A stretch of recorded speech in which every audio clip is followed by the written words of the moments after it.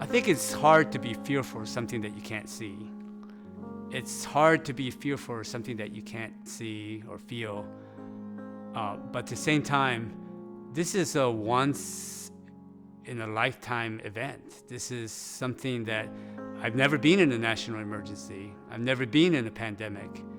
And realize that when's the last time the stock market has gone down so much? When's the last time, so many people have been off their jobs? When's the last time the National Guards were called in and we can't go out anywhere?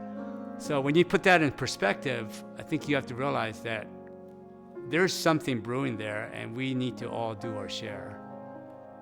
I'm not sure what St. Joe's motive is, and I'm not going to comment whether this is some financial issue or whatever it is. But I think when a hospital, to me, is not just responsible for the patients there, but it needs to stand out in the community as a leader to protect the community, to protect the unwanted, to protect the homeless, to protect the elderly. It's interesting. Peace Health just put a statement in Bellingham Herald, and they said that they have adequate supply, but yet the OR nurses have notified that they are given one surgical mask for the whole day. So they're going from patient to patient with the same mask. That, to me, doesn't make any sense in terms of safety. First of all, I see that when we're triaging these potential patients with cough and fever, we were letting them sit in the waiting room, and then they go to the room, the examining room, and the nurses weren't wearing masks, and they would be exposing themselves to potential COVID. I think they are kind of like shadow steps. I do feel they're feeling the pressure from the press.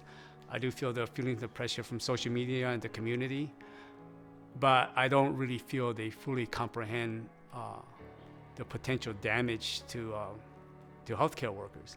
I mean, already Shuckson has had almost half a dozen staff workers, and who knows, many more possibly, who's been infected with COVID. And they're going to spread that to their family, and their family is possibly going to spread that to other people. Well, I think some things they've just started. Of course, they're probably planning it, who knows. But, I think scrubs for everybody. I think the triage should be moved up front, possibly in the tent where a patient can be determined if they have potential COVID sign. They can be triaged to a separate entrance. I see that we can use a quarantine room where people can bring their clothes and change, and then put on their scrubs or whatever safety suit they want to put on. I think everybody in the hospital should wear a mask. I think every patient should wear a mask, because every patient is potential COVID until proven otherwise. This disease is so difficult to mask and to discover. And a lot of times, unfortunately, it's too late. You find out too late that they have COVID. We need to have an actual plan that we're going to have a COVID side and non-COVID side, just for patient safety. Eventually, at some point, we're going to get more rapid testing. And hopefully, the hospital and all the lab companies can work together, not individually, to make sure that this is run efficiently. We're talking about a national emergency. We're talking about a pandemic. People need to work together to get through this. And I think the resource is there. I think the people are there. The motivation is there. It's just a matter of organizing it. And I hope I'm helping. Well, I think everybody is worried. They're worried about bringing it home to their family. They're worried about the illness itself. But this is a blind disease that's coming up. This is a blind enemy that's creeping up on us, and it's hard to, in some way, when you're working, it's hard to prepare for that because you don't see it coming until it's too late. I think trying to prepare for this requires a lot of discipline, a lot of practice, a lot of planning, because it's hard to keep yourself sterile. It's hard to not contaminate yourself. And these are things that, it's hard to do your whole shift. I found it almost impossible when I was working the other day. I felt like I was touching my face. I feel like I was touching my phone and contaminating everything. I want to let Peace Health know that we are here to try to help. And on the other hand, we want to also know that we're all, Peace Health is looking out after us and assure us that we are all safe. I don't see why it can't happen. The community can pull together, people are willing to pitch in, we can get the equipment and the safety measures put in place so that nobody is hurt. I think it's a good example is Singapore. Singapore has had no deaths from healthcare workers.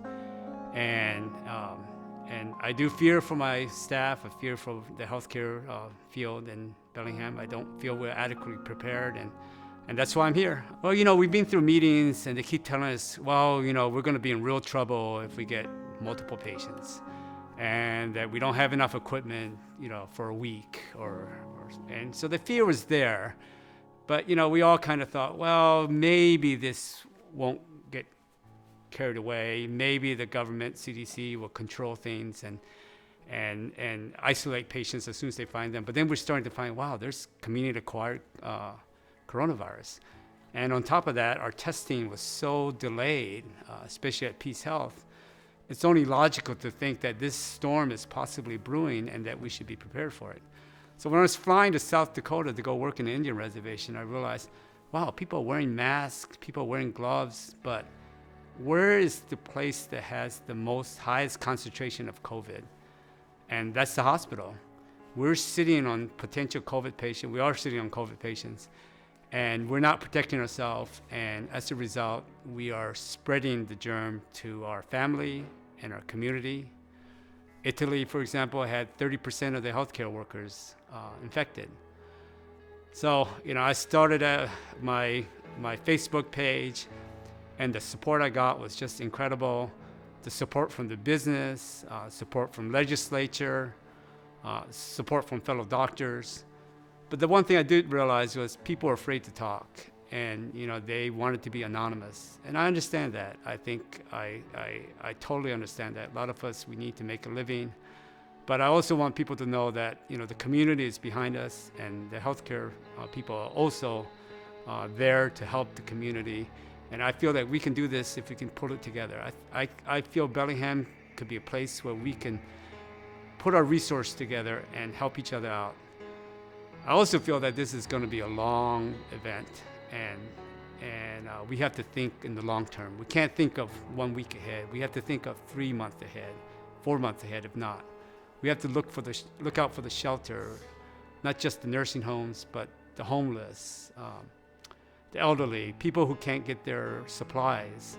So this has to be all thought out, and we all have to be working together. So I'm not here to slay Peace Health. I have no reason to do that. I'm not anti anything. In fact, I don't even post many things on Facebook. But I do think sometimes morally, when you see something wrong, I think you have to speak out. And it may take some, risk and sacrifices, but that's how I want my kids to be. And I want to set an example for that. My name is Ming Lin. I'm an emergency room physician at St. Joe's Bellingham. I've been doing this for about 30 years, and I enjoy it. I hope I can keep on practicing.